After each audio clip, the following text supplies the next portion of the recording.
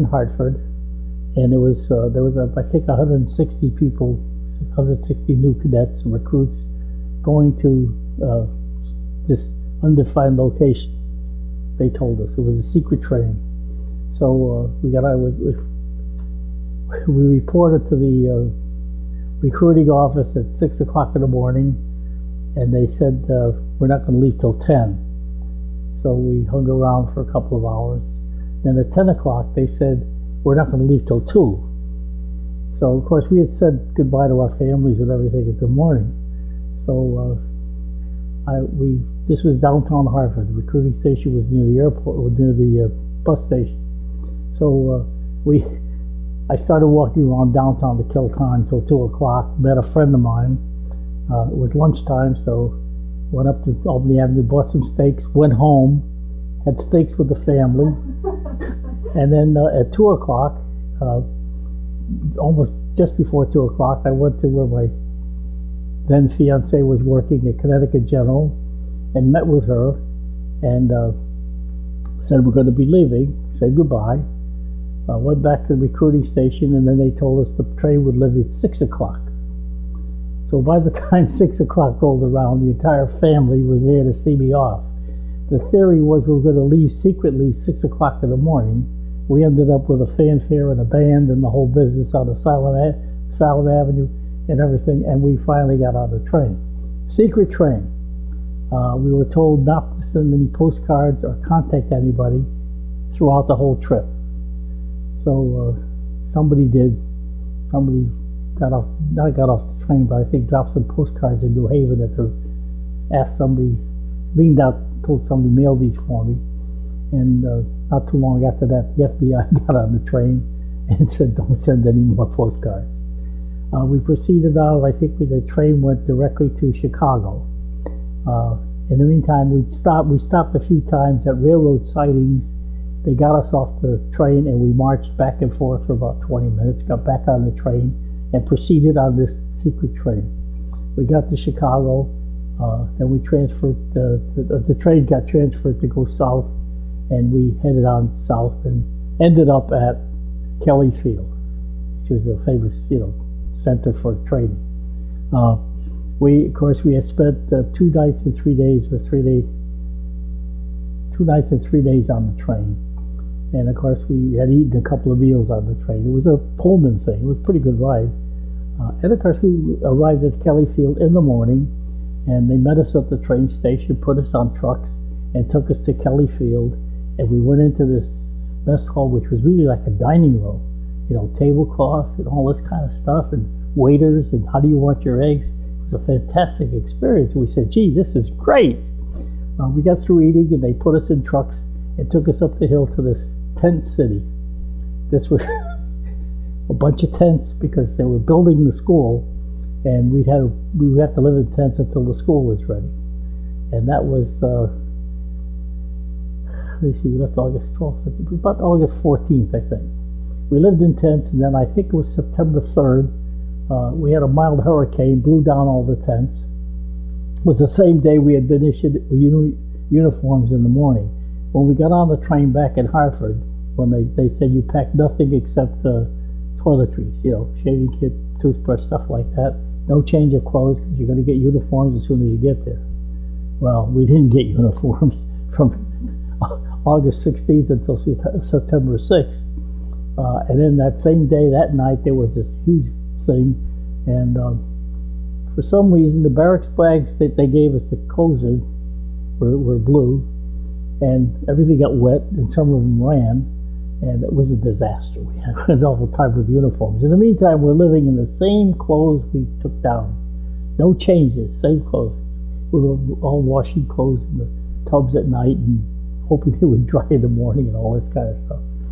Finally, they finished, well, they didn't quite finish building the school, but we moved in.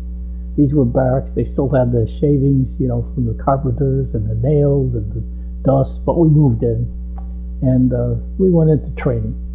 Now, training in the Air Force, the first part of the training is what they call pre-flight, and this is a lot of drilling, a lot of almost getting used to being in the service, a lot of discipline, we ate square meals. That's where you sit at attention on a stool and you bring the food up.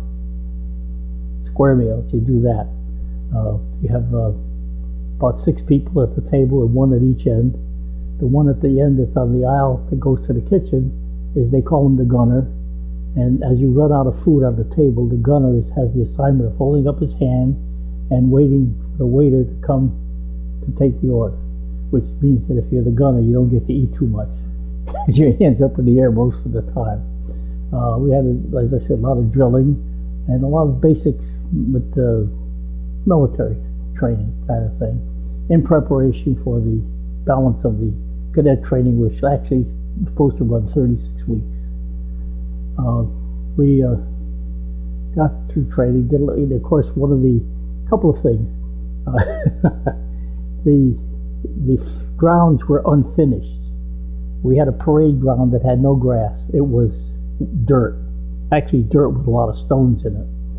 And in order to make it good enough to march on, they lined us all up at one end of the field. Picture this, about 60 people in a line, and you walk along and pick up all the stones that you see, and that kind of clears the field. And of course, every time we had the parade, which is every retreat parade every night, the first row of the students, you can see them. The rest of us are engulfed in dust. I mean, real dust. Every time it rained, the Texas dirt turned into kind of mud, and everybody became several inches taller as the day went on, because the gravel and the mud would mix and stick to your shoes, and you gradually got taller. And then when you got back to the barracks, you took your shoes off before you went in and scraped them off. And of course, the barracks floors were linoleum, and we wanted to keep those clean, because if they got dirty, we had to clean them. Because the discipline as far as cleanliness, they had all this white glove inspection and all that kind of business, which was a lot of fun. But and so we went through the pre-flight, and then they assign you to what they call primary training. Now, during the pre-flight session, you're subjected to a battery of I think 3 days of testing, psychological, psychomotor, psycho something, all kinds of tests to try to determine just what your level of skills are for the various. You could qualify as a bombardier, a pilot, a navigator. Those were the 3 things we're shooting for. And depending upon it, was strange that actually the lowest academic rating, the lowest one would fit you to be a pilot.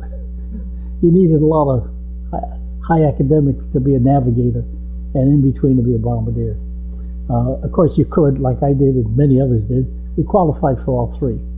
So then you had your pick. What do you want to be? Well, I want to be a pilot, of course. So we started. We finished up the pre-flight.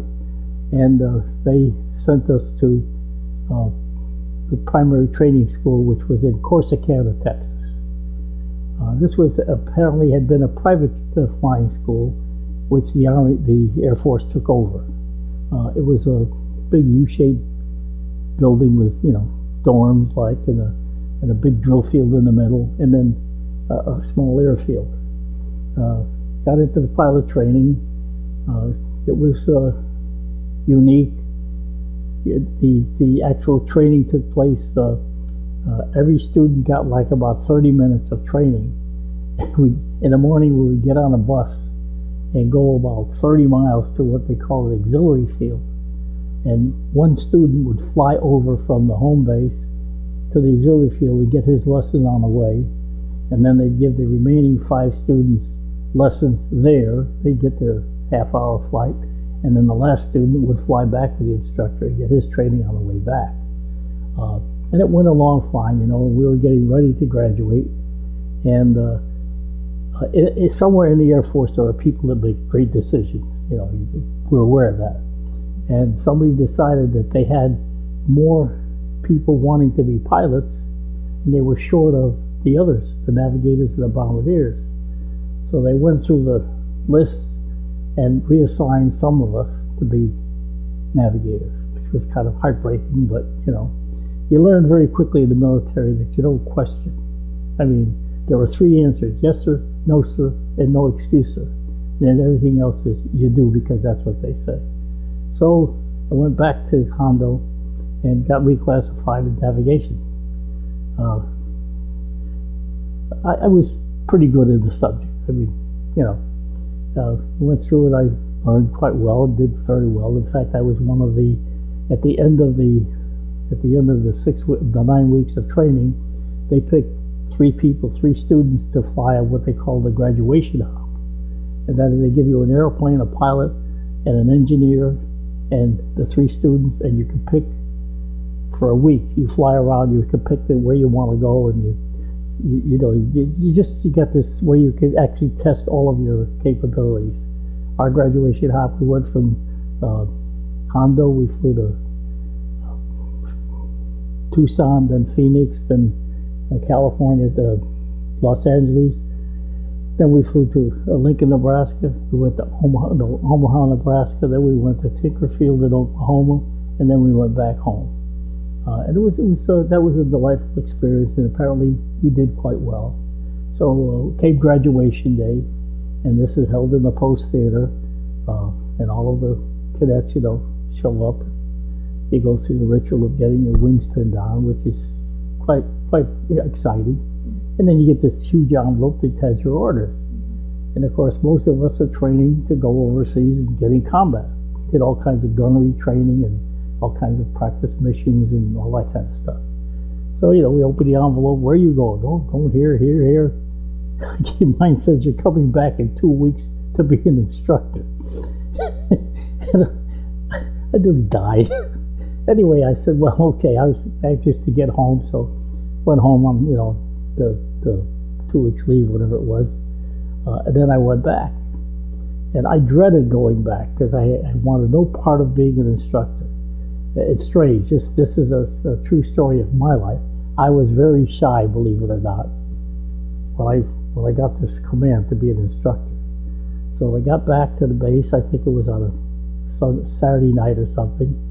Sunday I spent all day because on Monday I was told that Monday I would give a practice lecture, model lecture to 5 senior officers, just to see how we make out. And that scared the death out of me. So anyway, I spent all day Sunday just dying slowly. Sunday night I went to the officers club. I was not a drinker. So, and they had, what you could get was lemonade, because in Texas at that time, if you wanted liquor, you had to buy it outside, bring it in, they put it in the little cubby hole at the bar with your name on it, and you'd have your drinks that way. So I ordered the lemonade, which you could get anyway. And this big guy, this big burly captain happened to be sitting at the bar. And I told the little bartender, I said, I'll have a lemonade. And he turned to me and he said, what did you order? And I said, lemonade, sir. I'm the second lieutenant and he's a captain, so. He said, nobody's going to sit at a bar with me and drink lemonade. He told me, give the kid a drink. So the guy made me a Manhattan, which I'd had one, a couple before I went into service, but I was not really good at this stuff. So anyway, I guess he sensed that I was a little unhappy. So he said, what's your problem? And I said, well, I got to do this thing tomorrow and I'm scared and stuff. And what do you mean? What's to be afraid of? And he gave me that thing about just stand there and figure they're all sitting there naked and, nothing will bother you.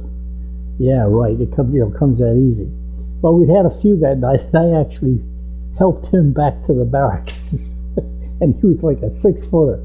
So I didn't sleep that night. And in the morning, it was early. I got up, showered, and I said, geez, I don't know what I'm going to do today. This is terrible. Then it dawned on me, and this is strange. You get this epiphany, I guess they call it. I said, I don't want to be an instructor. And I'm going to this test. All I got to do is flunk the test, right? I flunked the test. I don't have to be an instructor. Wow. So I got all dressed, went down to the classroom. And the classroom is big, but like a little theater. There's 55 desks, there's a stage, then there's 2 little offices, one on each side. And you come in from there, and everybody stands up and you do the lecture. And I knew the lecture. I didn't have any problem with the subject. I just didn't want to do this business. So, and the introduction to the navigation is a pretty, it's kind of an exciting thing to a newcomer. I mean, you're going to get up in an airplane and find out where you are and where you're going to go and all that stuff. So anyway, when it came time, it was time on the clock, and I knew they were in there, five senior officers sitting in the front row, nobody else, just them. So I bounced out, good morning, and I went crazy. I remember I jumped around, I did this lecture, and I guess I got the information across. So what happens? They applaud. And I died for a moment. So what's going on, And they said, that was great, And of course, I remember, and it's strange, things come back to you after. I remember going through, when I went through the training myself, I remember some of the guys were really dull. You sat there and listened, and they just droned on, and nothing dramatic, nothing exciting. So I said, gee, that must be a secret to this. So I became an instructor, and it worked out quite well for about, I don't know, maybe 6 months. And then, all of my friends had gone overseas, and, I'd hear from them once in a while, and here I am, an instructor, which unfortunately is a very unsung thing. They're there. You accept them, and nobody ever says anything. So about 6 months, we had a Major Moore, and he had this open house open door every Tuesday. If you had any gripes, you go see him, So I started making weekly trips to Major Moore. I want to go to combat. He said, well, we need you as an instructor. He says, but here's what's going to happen. As time goes on, we're going to have people finishing their tours, 25 missions overseas.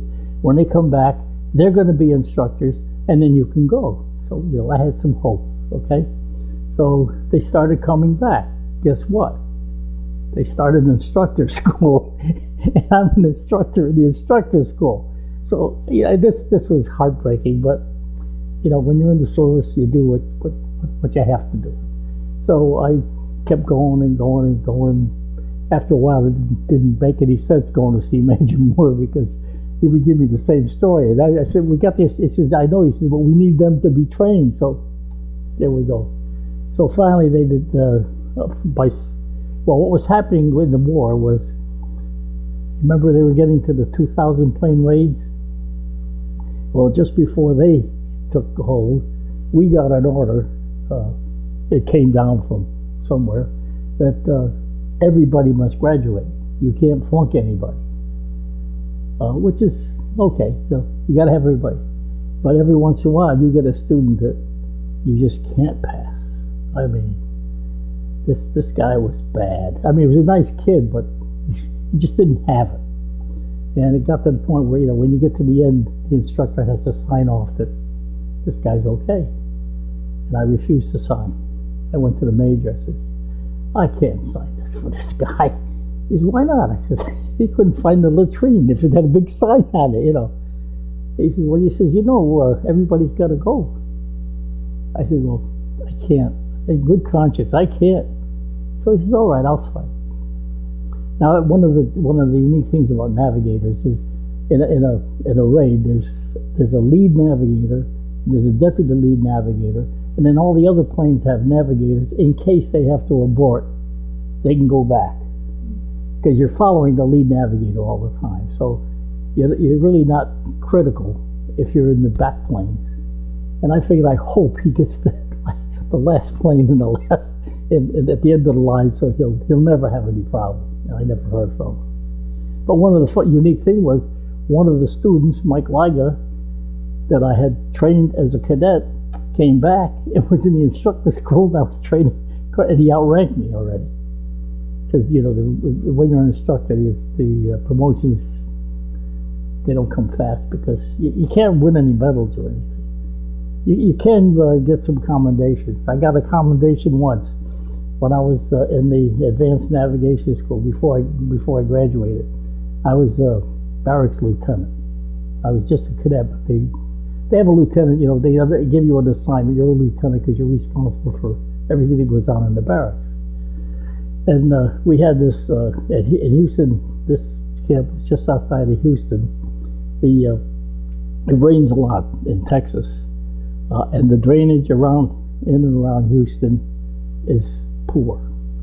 So streets fill up to the curb because the water doesn't leave. We used to have this march on. Every morning you fall out. Everybody would fall out of the barracks into the street. You march around the base and then you go to school. So this one morning we're all getting ready and it's pouring like you wouldn't believe. And the kids were saying to me, "Are we going to march today?" I said, "Yeah." Until somebody says, "You don't march," we march. "You're going to get us out in the rain?" I said, "Until we get the order, we don't, we march." And it happened, we were the only flight. That was about, 30 guys. We fell out onto the company street. We're the only ones. It's pouring like mad. And of course, everybody's in the windows of all the other barracks going, hoo, hoo, hoo. Of course, the funny part about it is you fall out and you gripe for about 2 minutes, and then when you're soaking wet, it doesn't make any difference. So we marched and splashed all around the field.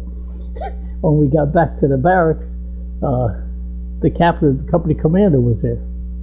He said, "You guys are excused from school today." Everybody else had to go to school, and we got the day off. And I thought that was, and I got a commendation in the file for being the only flight that fell out, and following orders regardless, It was interesting. There were a lot of interesting stories. We had, there's a bunch of positions on a B-17, and one of them is the ball turret on the bottom. We had a ball turret gunner that got airsick every time we flew a practice mission, and he wouldn't give up. I mean, he took it and went, And we had training was it had an exciting, dimension to it, because you're seeing these people come in. They don't even know which end of a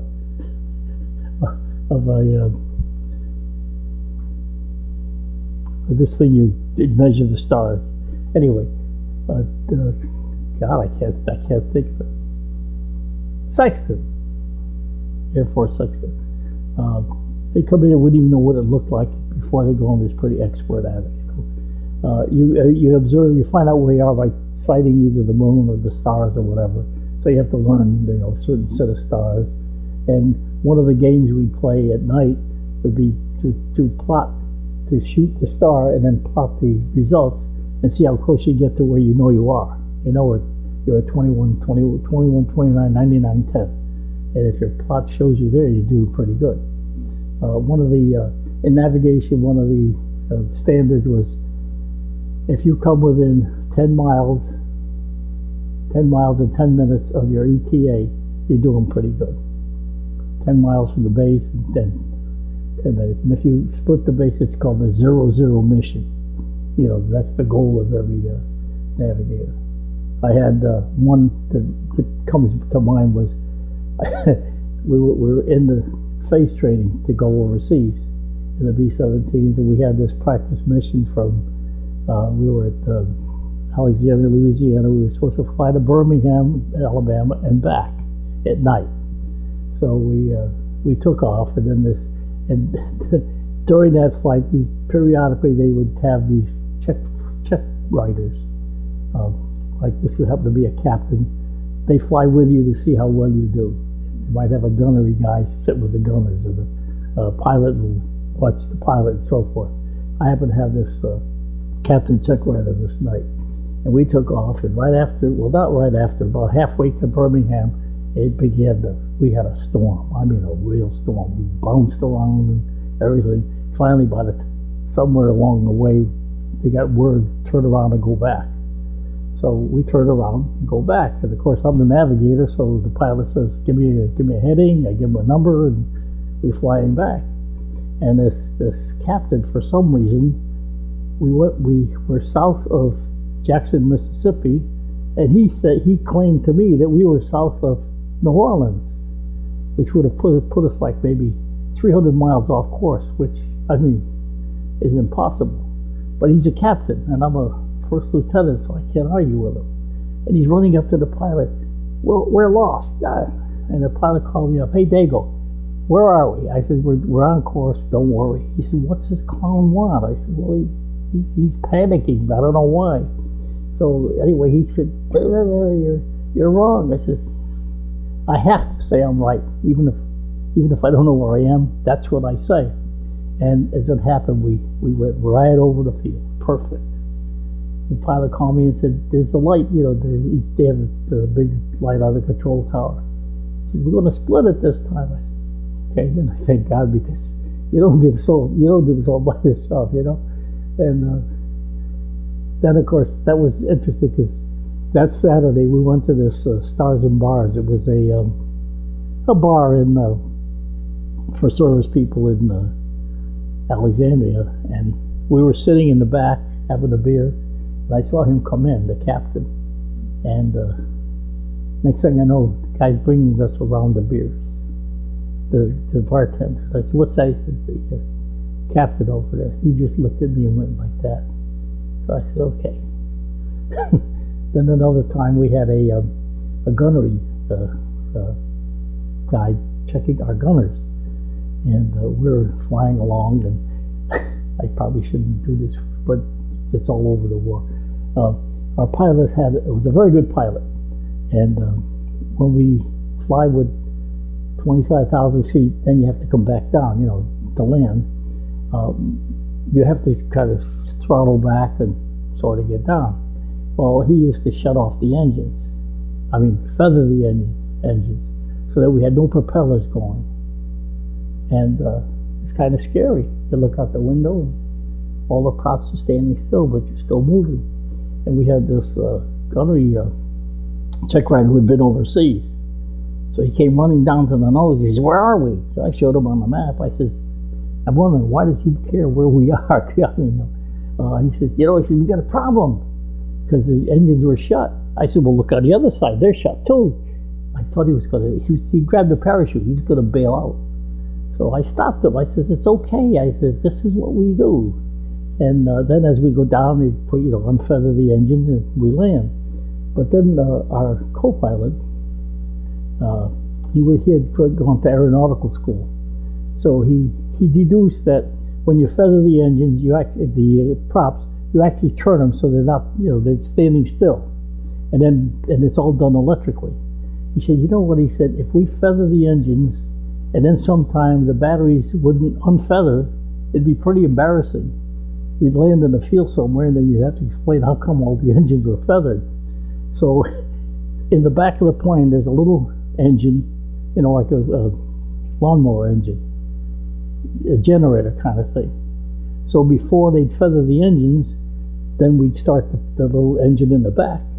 So if you can visualize the B-17, this monster, going through the sky, the props are all standing still, but this little engine in the back, this little exhaust, poop, poop, poop. It was wild. But we did, the idea was to do things, maybe they were unconventional and probably maybe against the rules, but the pilots said, we're going to try all kinds of odd things just in case. And we had a fire one time. We took off from, we were in Truefield, Florida. We were going to some place to pick up some guys and take them to Randolph Field. And we took off, and we were out about 5 minutes, and the number 3 engine started smoking and flashing, and that's scary. And then we turned to go back, and of course I sit in the nose on the B-17. It's all glass, you're looking out, right? And the scariest thing in my life was when you're coming in, and there's all these ambulances and fire engines lined up on each side of the runway, and you're in this thing that's on fire. It's not a pleasant feeling, but we managed. It turned out that there was something wrong, and the engine had seized up, and then if oil had spilled, and how that oil burns, and it's those kinds of things happen. And then so when I did get on this combat crew, we formed up, and that was an interesting experience too. I went from Hondo to Hondo. I'm at Hondo, okay? I'm finishing up, and I'm going to be going somewhere. So I figure I get my orders, and I'm scheduled to go to Westover Field, Massachusetts. And boy, that's a dream assignment, 30 miles from home, right? Okay, so one of the functions that you do is you clear the base. You have to go through every office and make sure you don't owe any money or anything. So I'm in the last place. Some last sergeant's got to clip or stamp my papers. And I happened to look at his desk, and there was some papers on his desk, and one of the papers was sticking out, and the last word in one of the lines was Francesco. And I said, yeah, that's odd. Somebody else must have the same name as me, when I heard Brianna, And I just pushed the papers aside. And it was a current special order that had been cut that day. I'm going to Lincoln, Nebraska, and some other guy's going to Springfield. So in the meantime, I had already sent all my luggage down to the railroad station in Hondo. I didn't have I didn't have a train ticket to go to Omaha. I had a train ticket to go to West, come back here. So I'm running around headquarters figuring, I got a report up there, how am I going to get home? How am I going to get up there? And I ran into this Captain Richards. He was one of the captains in headquarters. And he says, what's the problem? I told him the story. So he says, here's my keys. Go in town and get your stuff off the railroad platform. Bring your trunk and your stuff back. He says, you ride up with me. I'm going to Omaha. You're going to Lincoln. You come to my house and then take the train down to Lincoln. So I said, okay. So I get the stuff back, and we drove practically nonstop from Hondo to Lincoln, Nebraska. We get to Lincoln, and he says, you're going to stay over my house. That's the first time I ever saw an automatic garage door. He pulled up, took the card out, door. I said, wow, he came from a fairly decent family. So I stayed over. The next morning, I met his mother, and the next morning we were having breakfast, and she said, how about you boys coming down to the store for lunch today? She was a buyer in the biggest department store they had in Lincoln. So yeah, okay, we'll come down, So we're both dressed in uniform. We go down to this luncheon. It's a ladies' luncheon, and it's a lingerie show. And we're sitting there.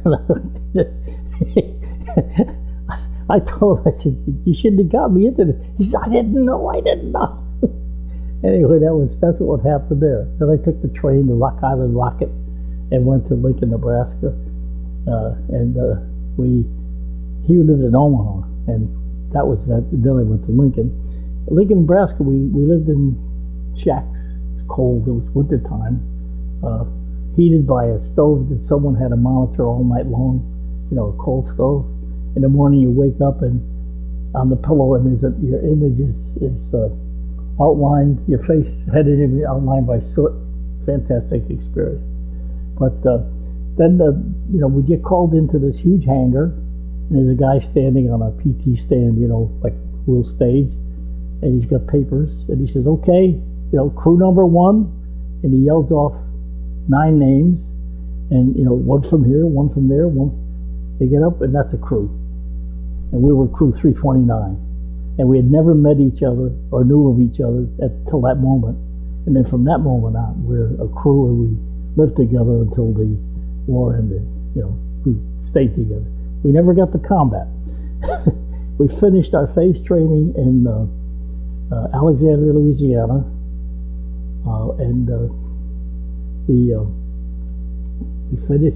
we finished the training. We're getting ready to go overseas to Europe, and the war ended. Okay, shucks, So then we get sent to Drewfield, Florida.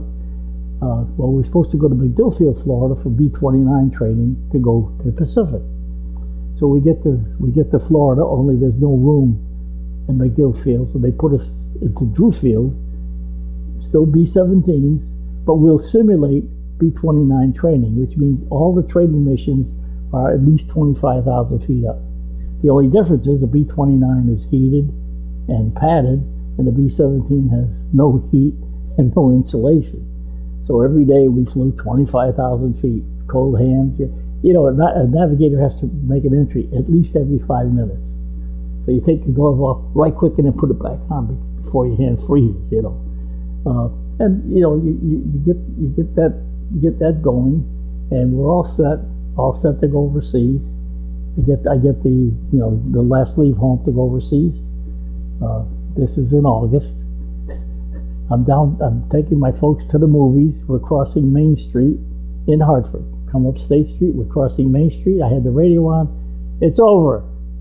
I go down Park on Trumbull Street. By the time I got back, Main Street had about 1,000 people in it. I mean, I don't know where they came from. It was just, this is Main Street, Hartford. It was just absolute. All of a sudden, this cart comes up. It's got a band on it, 4-piece band. And it was the biggest celebration. It was like Times Square, only on a very small scale. So I figured, gee, the war is over. What do I do now? And then the following day or the day after that, I got a telegram. I got it here somewhere.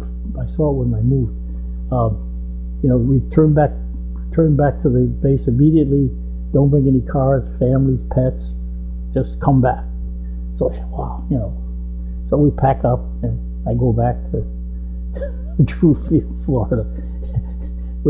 I come in. I come in mid-afternoon. I get there, and we report to the sergeant. And there's usually near headquarters there's a field, an area, and there's a whole bunch of guys milling around. All the guys are milling around in the area, and I said, "What's going on?" I said, "I don't know. They called us back. We all got telegrams. Get back there in a hurry." So we get back there, and nobody knows why we're there. So after a while, they figure out, what's going on, and they say, well, what they were supposed to do was extend our leave another week, so they could figure out what to do with us. But they read it the other way and got us back early. So the first night they put us up at hotels in Florida, in Tampa. And then we went back the next day, and they opened up the old Flightline barracks. These were barracks that had not been used for quite a while, all full of cobwebs and everything. And we, drew bedding and stuff. And of course, then 2 days later, they decided that since they had over 200 officers standing there, doing nothing, so they decided to give us jobs. So they took every permanent position job on the field and assigned each of us as an assistant. So I was like assistant base shipping officer, and we became the outfit became a separation center. So what we would do is all these soldiers would come into the base, and then we would arrange to get them home, to the separation center nearest their home. It would be by plane, by bus, or by train. We would arrange trains, to take people here. We'd take flights, and I would always assign myself to the choicest flights as lead navigator, so I could get off the base once in a while for a day. And that was, I alternated with the other guy every other day. Get up at 4 o'clock one morning, 6 o'clock the other morning, 4, 6, 4, 6. Assemble all these people. In the meantime, you've done all this other logistical work, and then you read off. You have these guys. You read off, give them the 201 file, send them away. And then, of course, then the last day, I was sitting in the little office we had, and the loudspeaker system, all navigators and bombardiers report to headquarters immediately. Well, I had a Jeep driver, so I jumped in the Jeep. She drove me to headquarters. I get inside, and there's one guy in front of me. He was buying a Coke at headquarters, so he was first in line. I was second. And there was a sergeant there on the desk. He had 2 piles of form. Sign this, stay in. Sign this, go out. If you sign this, you stay in the service. This, you go out. Well, I was bound. I said, I'm going to go out. So I got that piece of paper, signed it. The next day we took, that was on a Tuesday. Wednesday, they processed us for the whole day, physical shots and everything. And then Thursday, they gave us the ruptured duck, and you're out. And then they bought the Rock Island, not the Rock Island rocket. This was a streamliner from Tampa to New York, and they bought it out. The Army bought it out, the Air Force, whoever, and we got tickets. I only paid $36 to come home on the train, which was another experience because this was a streamliner, and the last car was a lounge car, with a circular back. This was all, stainless steel train, and I was not a big drinker. I think I told you. So anyway, the morning that we're getting ready, I come early so I get a good seat on the train. There's guys there with cases of beer and cases of booze loading that last car. So what's going on? Well, when we finally did, the train started out. Now this is Tampa, Florida. Jackson. Nobody ever calls me. Okay, we're on this train with all this booze and stuff, and everybody's having a gay old time. By the time we get to Jacksonville, everybody's blotto. Of course, I'm not, because I don't drink at that time. So anyway, we get to Washington, D.C., and the train stops, and this fellow that was sharing the seat with me, Lieutenant Carl LaFleur, he said, I'm going to go get off and get a magazine or something. He gets off the train, and he never gets back on. So I'm sitting there, and he's got his luggage and all his junk in his, bag and everything. So we get to Penn Station, and I looked up the station master, and I said, here, all this belongs to Lieutenant Carl LaFleur. If he ever shows up, see that he gets it. I mean, I didn't even know where he lived, Then I got on the train and came to Hartford, and then I did a dumb thing. Well, not a dumb thing, but an odd thing. I got home on a Wednesday. Thursday, I went downtown to buy a civilian suit. Thought I'd be smart to just stop in and say hi to the gang where I used to work, Burroughs. So Friday, I stopped into Burroughs, and in the meantime, the branch manager had changed. So I met the new branch manager, and he said, well, when can you start? And I said, start what? He said, well, you're coming back, aren't you? I said, I guess so. He said, well, how about Monday? I said, yeah, okay. So I went to work on Monday. I never took a day off between the service and but those things, things happen funny. Well, I'd heard, that some people were going to hang around for a year with that 5220 thing or something. But, well, I wanted to get married. I had gone with this, I started going, actually, December 6, 1940, I was the first date with a girl. But a lot of interesting things happened. One of the things I think that was a plus was that, from a really humble beginning, I was born not a wealthy family, not even middle class, but we managed to scrape by and everything. And then you get this opportunity to almost see the whole country, practically. It was just amazing. You meet an awful lot of nice people, and you get a lot of information and training and stuff. I suppose if it ever happened again, it won't. But I mean, I'd do it over again. Only I think there's a lot of things I would do different, because I think, the only contribution you can make is what they ask you to make. You really can't do too much when you're doing training, because if you can successfully get the kids through the 9 weeks and they pass and they know their stuff, that you've done your job. It's too bad, because a lot of them, when you figure every 9 weeks it's 50 or 55 new people, and they're gone, and you only hear maybe from one or two, because the dispersal is all over the world, and you can't really keep track. This is an interesting side story, but the pilot that I had was a great pilot. He was just my size, but he could handle a B-17 like it was a piece of paper. It was fantastic. And he gambled a lot. He was not an addicted gambler, but he was a good gambler. He could win, and he was he was a regular guy. Okay, so of course I lost track of him, and then a couple of years ago, I looked on the computer and I found him. He lives in Surprise, Arizona. So I called him up, and, oh, hi, how are you? How you doing? He used to call me Dago, So I said, what are you doing now? Now, this is a guy that was a real Romeo and a gambler and all that stuff. He says, well, he says, I'm retired now. I said, what did you do after you got out of the service? He says, I became a minister. He became a minister. He says, yeah, he says, I turned over a new leaf and so forth. He was living in some community there next to a golf course. And like all of us, his knees were shot, and all that kind of stuff. But that was kind of interesting. I'm just going to backtrack you a little bit for a few things. Do you remember when you were in training yourself, any of your instructors? Yeah, I remember them all. Any memorable? Chuck Mosier, Lieutenant Young. Then when I was training, there was Lieutenant Miggett, Captain Mermelstein, Nick Stamus.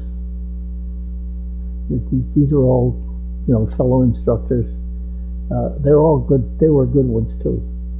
A couple of the ones that I had were, in retrospect, were a little shaky because they probably knew the subject, but they didn't know how to get it across. In fact, I remember one time we were taking this final exam after this one period of training, and the instructor came rushing out and said, if anybody ever asks you what the sight is on a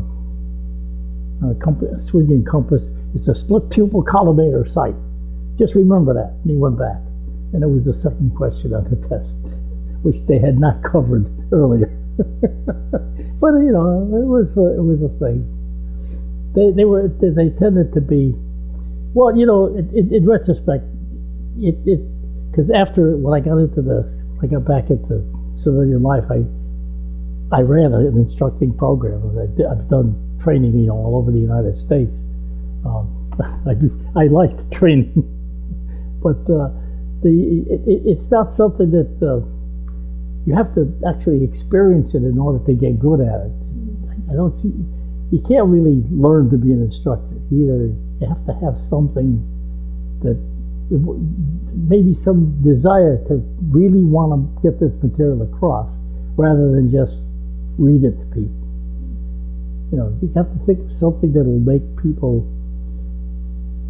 Like I made up I thought I never heard it before I said it, but like the first day of celestial navigation.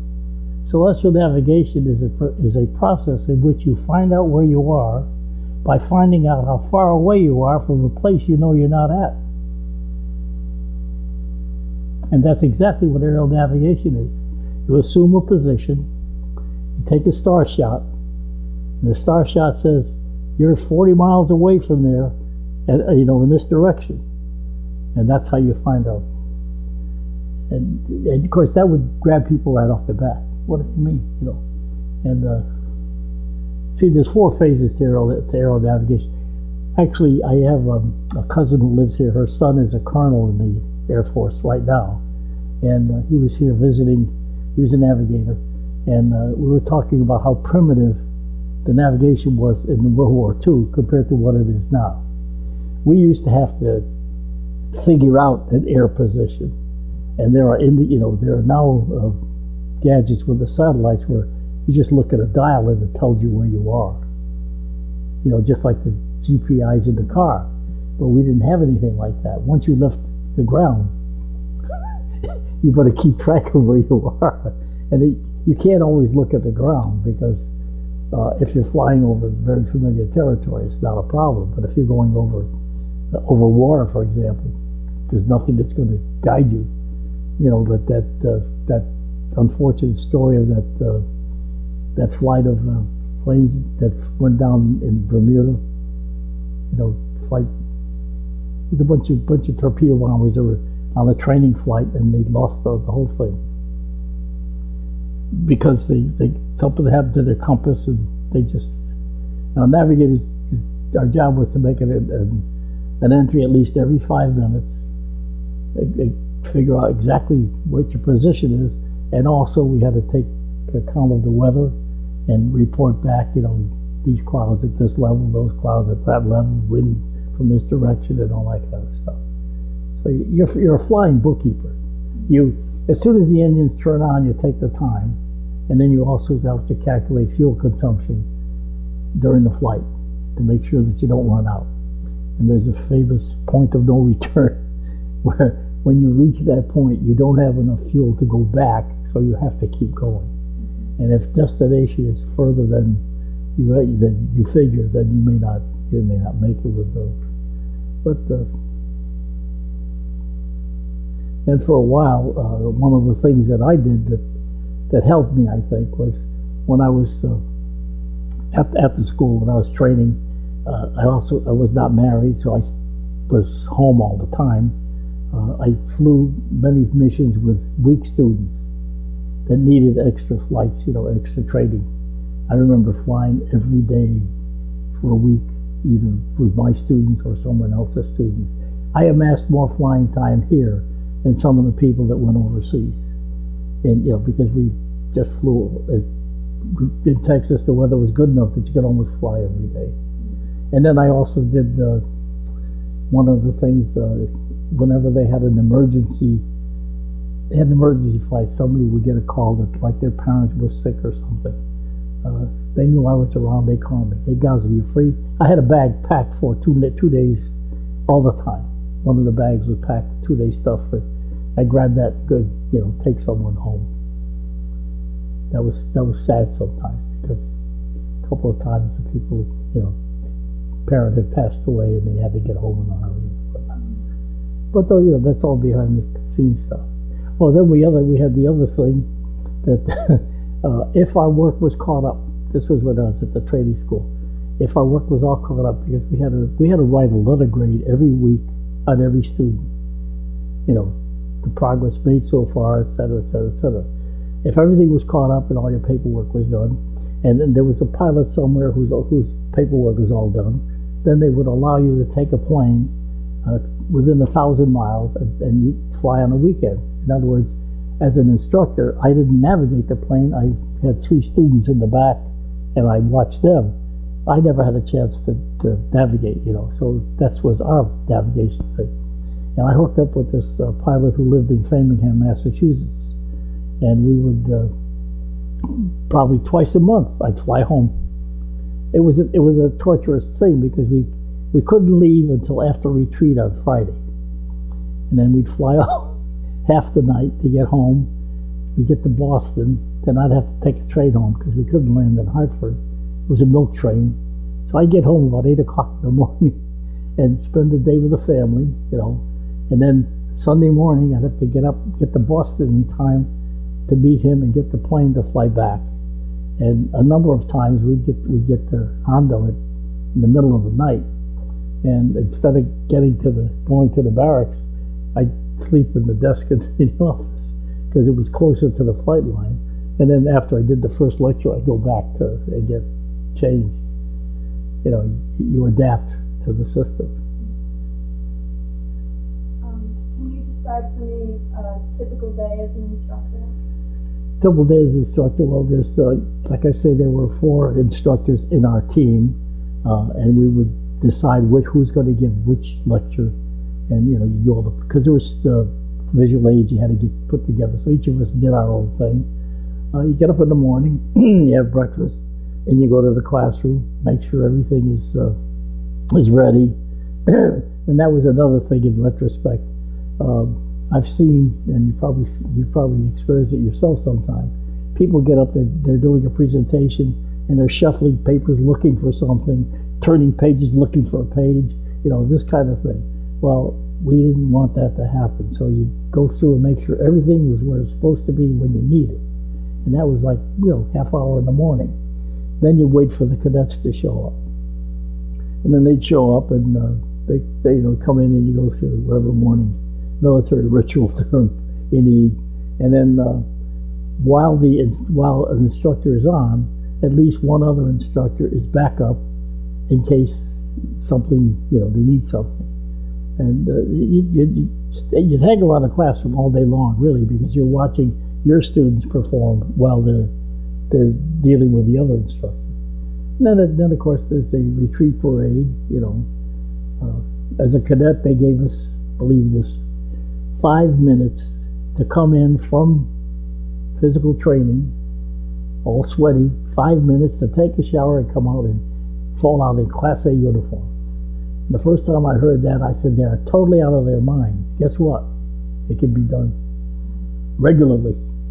You just have to work it out, but it can be done. You have everything prepared and it works. We'd fall out, you watch the kids parade, and then you do have,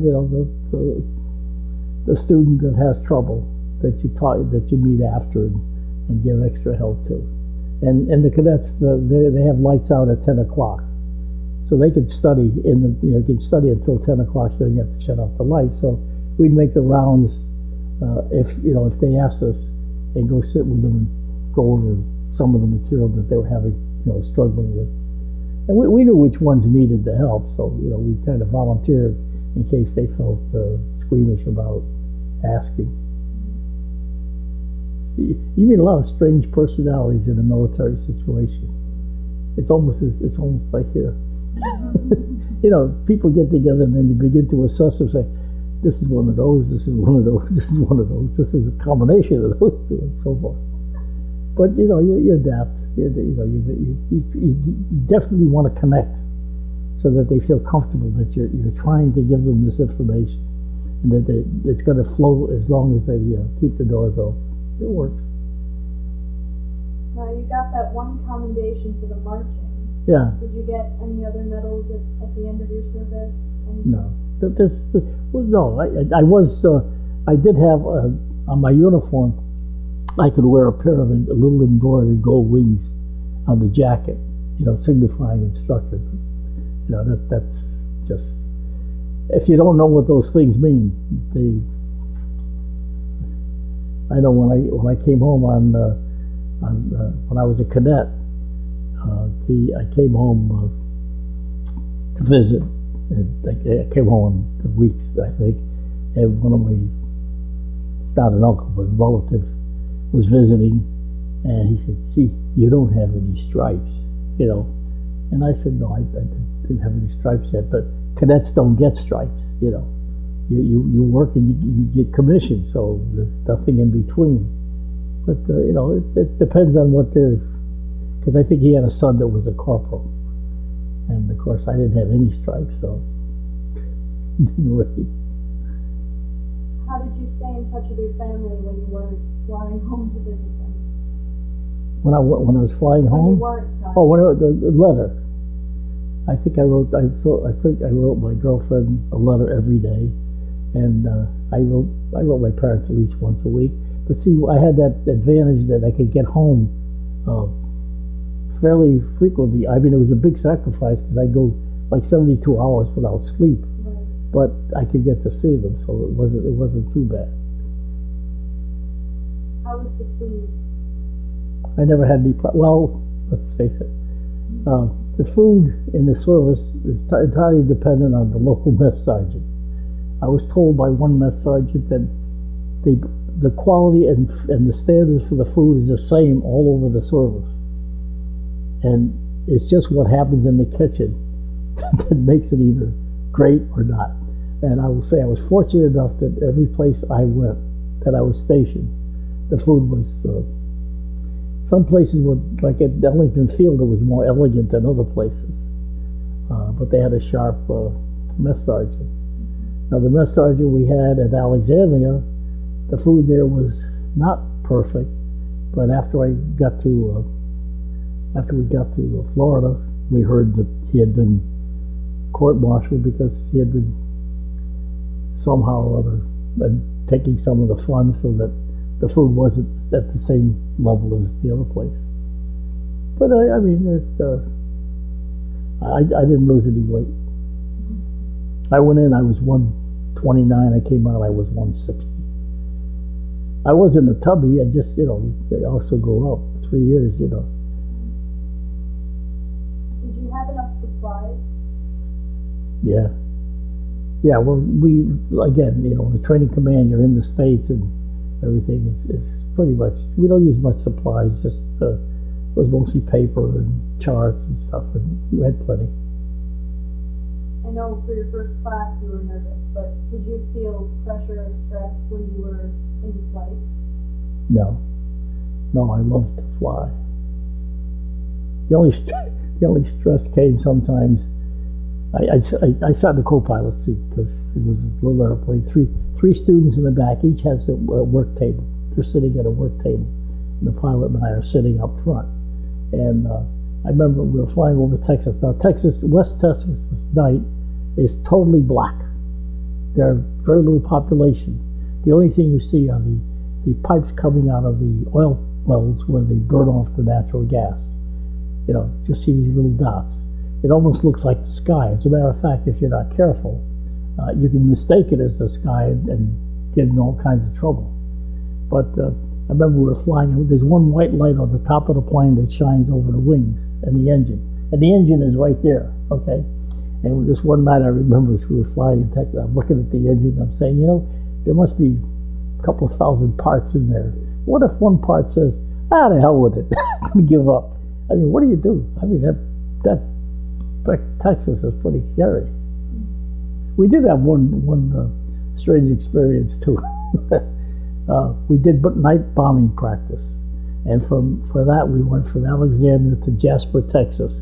There was a bombing range outside of Jasper, Texas, and it was lit up. You know, there would be concentric rings that you bomb. And when we would do those missions, we'd have a camera aboard, you know, to take a picture of the strike to see whether you hit it or not. So this one, we took off. This was a nighttime thing, dark. We took off. We flew along, and you know, the pilot said we're getting near the target. They open the bomb bay doors, and then we're flying along, and then he turns it over to the bombardier, who literally flies the plane the last 5 minutes from the bomb site. And he's taking the thing and said, okay, bombs away, and we'll wait. The guy with the camera is waiting to see the flash to take the picture, and there's no flash. So he said, well, what happened? You know, they didn't explode. Well, they couldn't all be duds. We dropped about 5 practice bombs. So he said, must have hung up. So the engineer went back and looked at the bomb bay. He said, no, but the bombs are gone. Well, apparently they had fallen out when the bomb bay doors opened, which was not at the bomb area. So I remember we flew back and landed, and we went to the mess hall. Stays up all night when you have these night missions. And we had some breakfast, and we waited for the newspaper to come out. We figured Jasper wiped out during the night, but apparently they fell on the field somewhere because we never heard anything about it. Wow. Was there anything special that you did for good luck?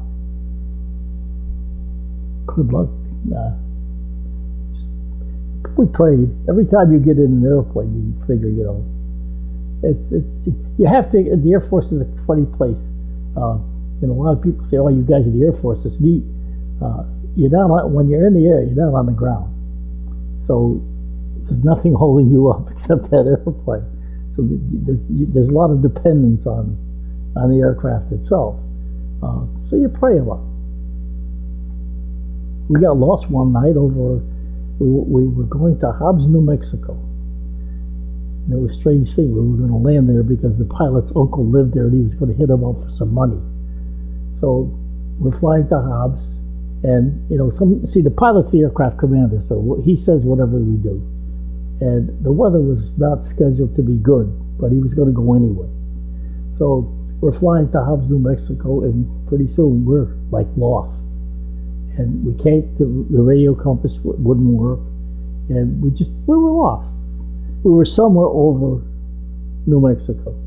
So I was looking down, and I get a better view of anybody from the nose, and there's this, you know, towns on a map are out, they're printed in yellow, and sometimes the yellow design is like the shape of the town. Well, Clovis, New Mexico, at night when it's lit up, looks like a cross, you know, like a red cross. And I'm looking down through the clouds, and I see this town lit up, looking like a cross. So I grabbed the map. I said, "That's Clovis." Now, once I know that's Clovis, I can direct it back. And it turned out that the Hobbs, New Mexico, their radio range station is only good for 5 miles. It goes out 5 miles. After that, you can't. That's why we were lost. We couldn't tune in on the range. We landed there, and I think there was like 3 inches of water on the runway. And when we landed, we were like a motorboat. It was, I think we got out and kissed the ground that night. You know, when something happens, you realize that you need luck. How did people entertain themselves? Well, we had one guy in the barracks. His name happened to be Max Factor, but I don't think he wasn't the cosmetic guy. He played the saxophone. He had the front room in the barracks, and you'd hear the saxophone. Not too far into the night though. But well, there was an officers' club. They had pool tables and stuff, and I don't know. I seem to recollect that you get pretty tired at the end of the day, so there wasn't a big big hey, let's have a lot of fun kind of thing. Weekends maybe on Saturdays. Well, we were 40 in Hondo. We were 40 miles west of San Antonio, so occasionally we go with. They had a car carrier. The trucks that carry automobiles. Well, they converted it into a bus by putting seats in it, and that was the bus to town. And so we just take a ride to San Antonio, have a meal in some nice restaurant. I saw the Alamo. I was disappointed. I always saw the Alamo in a big field. Well, it's next door to like two stores. It's right in the center of town now, and it doesn't have that thing. But there was a lot of it. There was a lot of talking. Everybody relating experiences about, because a lot of these people, like all the pilots that were at the training school, came from other places. They did their share of the flying. We did the same thing you see in the movies. The briefing room has rows of seats, and the students come in and sit down, and then the navigator instructor comes in and sits down, and the pilot comes down and sits down, and then they slide up the blackboard, and that's the mission for the day. The odd part was you never knew who your pilot was going to be. It was just sort of random. You were praying you'd get. Some of them were better than others. We had one pilot we called Crash Kaufman. You don't even have to explain. He was wild, but most of the pilots were pretty good. We had one interesting experiences. They brought in a bunch of wasps. The lady flyers, female pilots, and they were excellent. They were excellent pilots. It was really something. But they moved them into the barracks next to the BOQ, Bachelor's Officers' Quarters, barracks. And right away they erected a fence and put blinds. Nobody was going to bother them, but it was just. But they were good. They did their jobs real well. I flew with one night. She was just excellent. When they come down and grease the wheels, and perfect. Then I flew with another guy that every time when he got into the traffic pattern, he'd take out his handkerchief and he'd wipe his hands like 100 times before, keep wiping his hands. He used to scare me, but he did all right.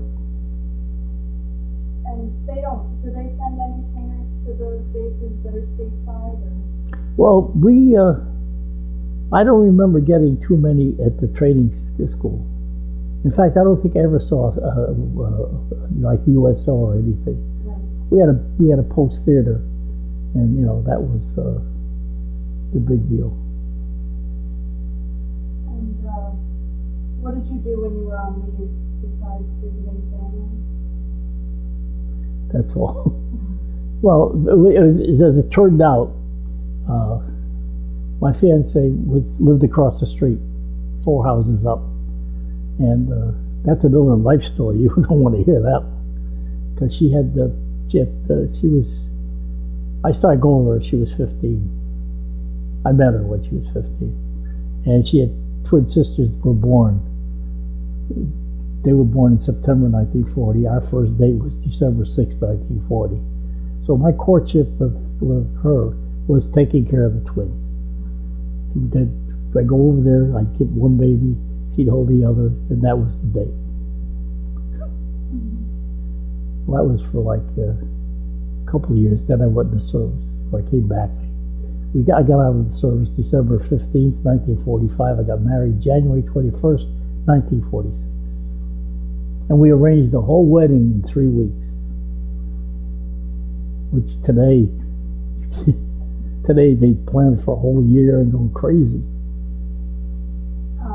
Do you recall any particularly humorous or unusual events? Humorous. There were a lot of humorous events, some of which, well, some of them, unfortunately, well, okay, I'll give you one. It's not humorous, but when we first moved into the barracks, when you go into service in the cadets, you don't get open post for 9 weeks. In other words, you don't get off the post for 9 weeks. Then they give you open post for one Saturday. And of course, again, people go out and they buy liquor. And they get it back on the base. And they shouldn't. You know, that's all verboten, but it happens. So we're in the barracks, and the sergeant comes through one day, and he said, you know what? He said, there's going to be a big inspection Saturday. This is like on Thursday. He says, so if you guys got anything hidden around here, he says, I'll come by Friday night and I'll pick it up, you know, and, you know, keep you guys from getting in trouble, which he did. And I think in our barracks, he picked up almost a bushel and a half of mostly small bottles, pints, half pints and stuff. Of course, he never brought them back, and nobody could complain. I mean, you couldn't complain to anybody. So apparently it was a thing he did with each class that went through. Each class he would, you know, get them set up and then he'd take it off. Were there any pranks that you would pull on each other? Pranks? Yeah, well, they did this to Chuck. His name was Chuck. We lived on the second floor of a barracks. Barracks have 2 floors. And I forget what it was. He had done something that everybody was unhappy with. So they had taken his bunk and put it across the top of the stairs, going downstairs. And when he got back that night, he went up the stairs and his bunk was there. And he started to complain about it. So they put the bunk back and he went to sleep. And then they put lighter fluid around on the floor, you know, on the bunk, and then lit it. It won't burn the house because it's burning off, but you get this ring of fire around the bunk. I woke up, and I thought he was going to have a fit. He was foaming at the mouth. He's scared. But he had done something to somebody, and it was like, oh, the other one, I'll tell you. You want one pranks. This is not a prank, but this is for real. You have to keep your area spotless, you know, the floor and everything. So we're living in this barracks, and this one guy was a slob. And if there's one guy in the barracks that's bad, the whole barracks gets confined, and you don't get to go to town. And this guy got us confined this one weekend. So everybody was really angry with him. So the next Friday night, they told him, about, come on, you know, clean up. And he wouldn't clean up, and we got stuck again. So they took him and they shoved him head first into a mattress cover. Now a mattress cover, you know, ties at one end. They shoved him head first, tied it, and stuck him in a latrine, which was like, you know, about 20 feet in another building. Left him there all day long. After that, he mopped his floor and did all it. You know, it was strange. I don't know.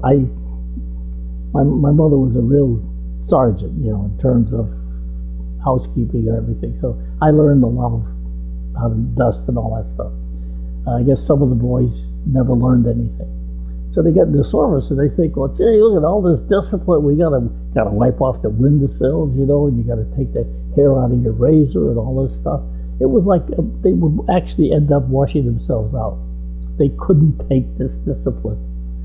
And I'm looking at it like, this is duck soup. I mean, my mother should be here. Boy, she'd show them something about that kind of discipline. But it was strange. And they actually end up getting out of the cadets. Because, see, if you get washed out, it's after that you're GDO, ground duty only. You can never get in an airplane again. So if you really want to fly, you buckle down and you follow all the rules and you do all the right things. What did you think of your officers or your fellow soldiers? Yes sir, no sir, and no excuse sir. Most of them, I'll tell you, there were two kinds of officers. There was the officers who wore wings, whatever. They had either bombardier, navigator, or pilot wings. And then there was what we called the tactical officers. And the tactical officers were what the 90-day wonders. They had gone to some place, and in 90 days they got commissioned. And they were doing all of the administrative and all of the, I think, what could I call it? All the jerky, junky, stupid stuff. This one guy, Black Luke. Each flight has its own. I had this. Our flight was Flight A, and we had one barracks of people. Then there's another Flight B, and that's another group of instructors and so forth. Well, this guy Luke would keep coming over to my area where my people were, and he'd gig them, and that's when you get a gig, you have to march a tour, which is 1 hour, in the sun with a gun. So he'd come over and bother my guys, and I tell him, stick with your own guys. I'll get my guys. I can discipline them. So he'd do that kind of thing, and then one day we got a new class in, and the second day one of the new students said, "Is there some Captain Luke around here?" I said, "Yeah, he's over 2 flights over." He says, that guy owes me $4,000. I said, "He owes you $4,000?" He says, "Yeah." He said, I got 4 gas stations in Boston, and he was a taxi driver, this Captain Luke, and he used to buy gas, and when he went in the service, he owed him $4,000. And I'm saying, gee, this guy's running around making everybody think he's a giant, and he's a deadbeat. Well, anyway, they finally met up, and I guess they straightened it out somehow. Did you keep a journal at all? No.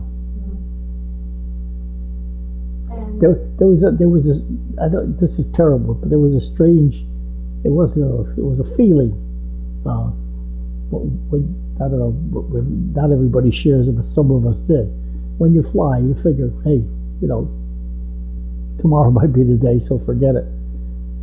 And it's too bad because what happens is you do things like in 40.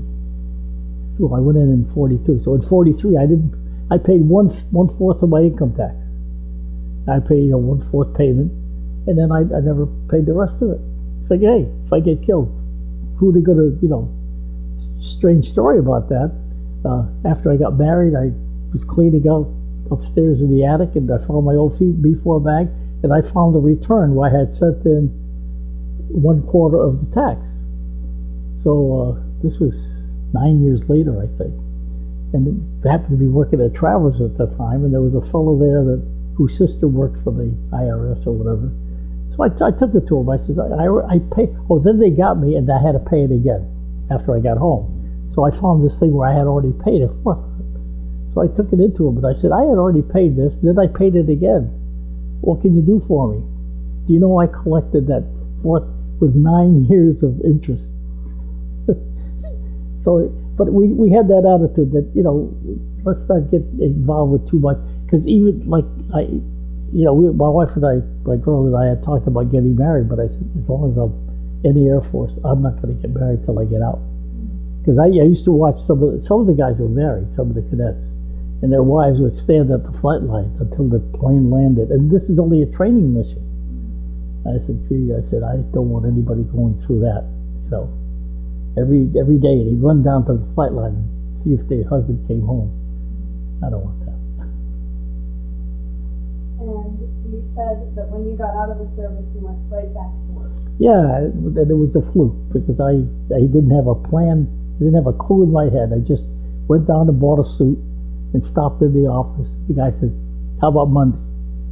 Well, what happened was I was an office clerk for Burroughs, and I had worked for them, before I went in the service. And when I went back to work, I was a junior salesman. I got promoted for coming back, and I worked there until that's a, you don't want the story of my life. That's unbelievable. Did you join any veterans organizations? I was in the reserves for 9 years. I came out and I joined the Air Force Reserves. We had an organization here. We met, I think, twice a month, and we didn't do any flying though, but we had, we were registered and all that stuff.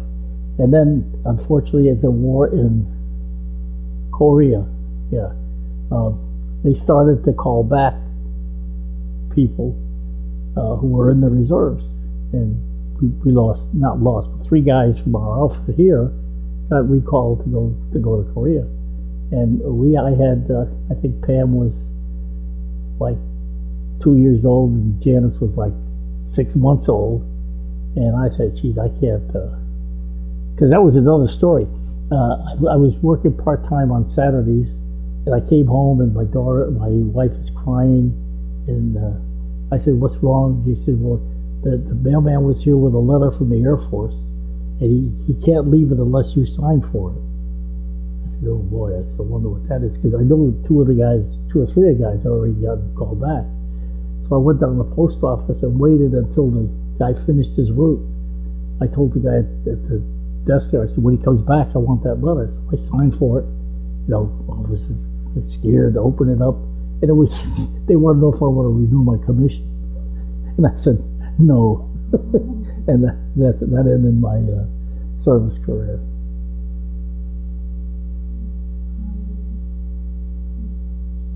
Did your military experience influence your thinking about war or about the military in general? Not at the time, but in retrospect now, I think war is the silliest, stupidest, most ridiculous thing that people do. I just think it's a waste of humanity, it's a waste of money, it's a waste of time, and I just don't understand why people can't sit down and straighten it out so we can all live, in some form of at least not war and hostility and stuff. I don't see any glamour in it. And the other thing, which is, again, I don't know, very personal thing, during the training I learned how to shoot a pistol and a 50 caliber machine gun and so forth and so on. But I not lay awake all night long, but I don't know if I'd ever be able to pull the trigger on someone else.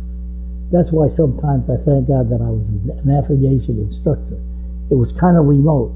Now, I was training people to take their bomber to the place to drop the bombs, and I had to do that because, patriotic and all that. But I don't know whether I ever would have been able to shoot a gun at anybody. Do you attend any reunions? We don't have reunions because as instructors, we didn't have a unit. We were all recruited on, you're going to be an instructor, okay? So you were kind of left by yourself, and they don't have, they did have reunions at Hondo, I understand, but that base is, I think it's the local airfield now, so it's been a long time. How long has it been? Let me see, 1945. That's 65 years ago, 66 years. How did your service and experiences affect your life? Well, for one thing, it made me unshy because before that, I wouldn't get up and, even in school, I remember not being able to get up and recite. But once I found out that they're not going to hurt you, I haven't shut up. And most people that I know that knew me before, not now because it's been a long time, but they say, what happened to you? I said, I don't know. I don't mind now getting in front of people. But before that, God, I would flush. My mouth would get dry. I couldn't even stand. It was terrible. Is there anything you would like to add that we have not covered in this interview? Yeah. I mean, well, it boils down to this. If your country needs you, then you go ahead and do your part, regardless. I mean, no matter how you feel personally, that's a must. And then after that, you do your job, and that's it. Like it's like anything else. The military becomes an activity which you have to do something, get it done, and kind of leave it. The fact that we have wars, I hate. I hate that idea. But if somebody's going to give us trouble, then it's okay with me.